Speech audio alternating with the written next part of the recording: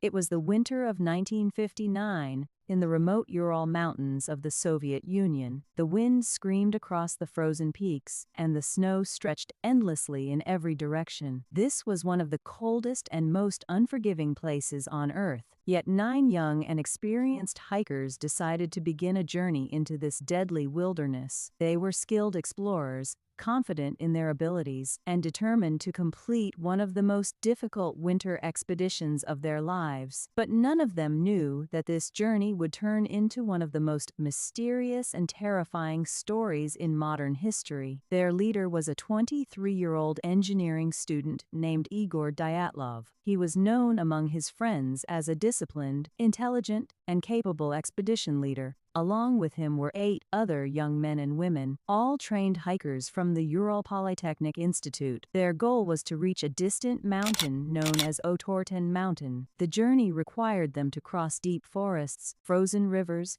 and dangerous mountain passes covered in thick snow. On January 23, 1959, the group left the city of Yekaterinburg, which at that time was known as Sverdlovsk. They boarded a train and traveled north toward the wilderness. From there, they continued by truck to a small village called Vizhay. This was the last inhabited settlement before the vast frozen wilderness began. The hikers were cheerful and excited. They laughed, sang songs, and took photographs during the early days of the journey. Their diaries described beautiful snowy landscapes and the thrill of adventure. They skied through forests covered in white frost and climbed hills where the wind carved patterns in the snow. Everything seemed normal. However, one member of the group began to feel sick early in the journey. His name was Yuri Yudin. Because of severe joint pain and illness, he decided to turn back before the expedition entered the most dangerous part of the mountains. It was a painful decision for him, but it saved his life.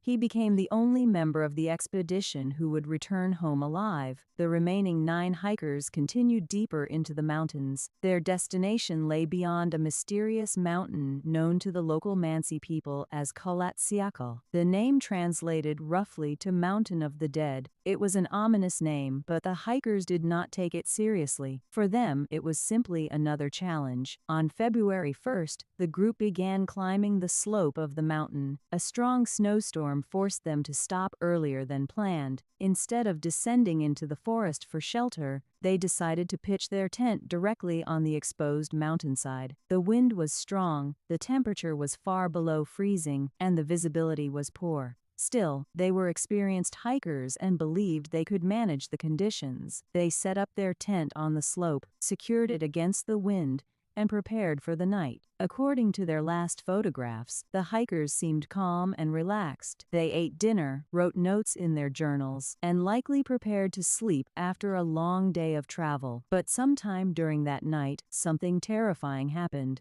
Weeks passed with no sign of the hikers returning. Eventually, worried relatives demanded a search operation. The Soviet authorities organized rescue teams consisting of volunteers, students, and soldiers.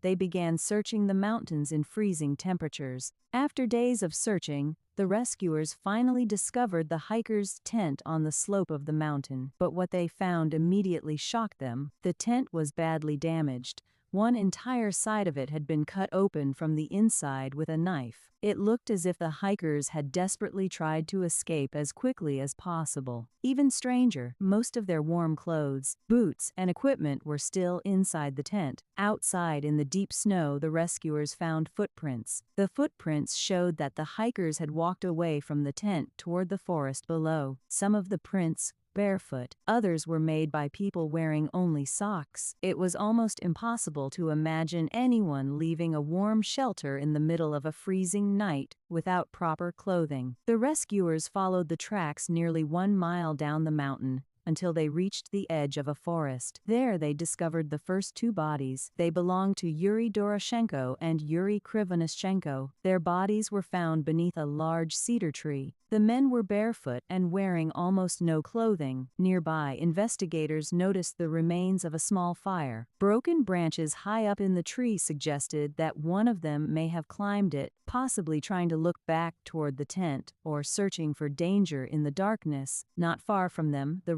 rescuers found 3 more bodies. These belonged to Igor Dyatlov, Zinaida Kolmogorova, and Rustam Slobodin. Their bodies were positioned between the forest and the tent, as if they had tried to return to the campsite but collapsed along the way. At first, investigators believed the hikers had simply died from hypothermia, but the mystery grew deeper when the remaining 4 hikers were found months later. Their bodies were discovered under several meters of snow inside a ravine deeper in the forest. These hikers included Ludmila Dubinina and Semyon Zolotaryov. The injuries on their bodies shocked investigators. Some had massive internal chest fractures, one had severe skull damage. Yet strangely, there were very few external wounds on their skin. One of the most disturbing discoveries was that Ludmila Dubinina's tongue was missing. Medical examiners later said that the force required to cause the chest injuries was comparable to the impact of a car crash, yet there were no signs of a fight, no evidence of another group attacking them, and no weapons nearby. Another strange detail added to the mystery: some of the hikers' clothes contained small traces of radiation. It was unclear how this radiation appeared or what it meant. As news of the incident spread, rumors and theories began to grow.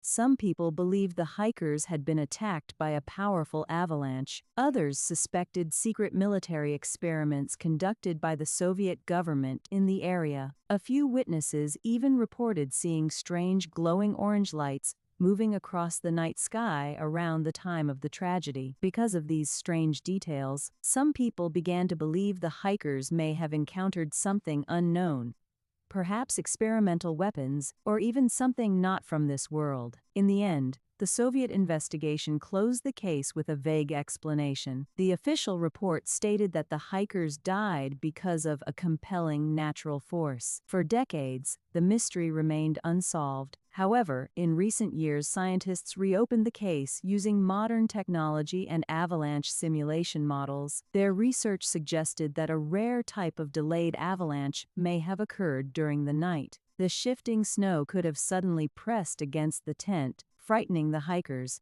and making them believe the slope was collapsing. In panic, they may have cut the tent open and rushed outside into the darkness. Once exposed to the brutal cold, they became disoriented and separated. Some attempted to build a fire, others tried to return to the tent, and a few may have fallen into the ravine while searching for shelter. But even this explanation does not answer every question. Why did some of the hikers suffer such severe internal injuries? Why were some partially undressed in freezing temperatures? And what were those mysterious lights seen in the sky? Today, the place where this tragedy happened is known around the world as the Dyatlov Pass, named after the expedition's leader. More than 60 years later, the frozen mountains remain silent. The wind still howls across the slopes, and the snow continues to bury the secrets of that night. What truly happened on that mountain in 1959 may never be fully known, and perhaps somewhere beneath the endless snow of the Ural Mountains, the final truth of the Dyatlov Pass mystery still waits to be discovered.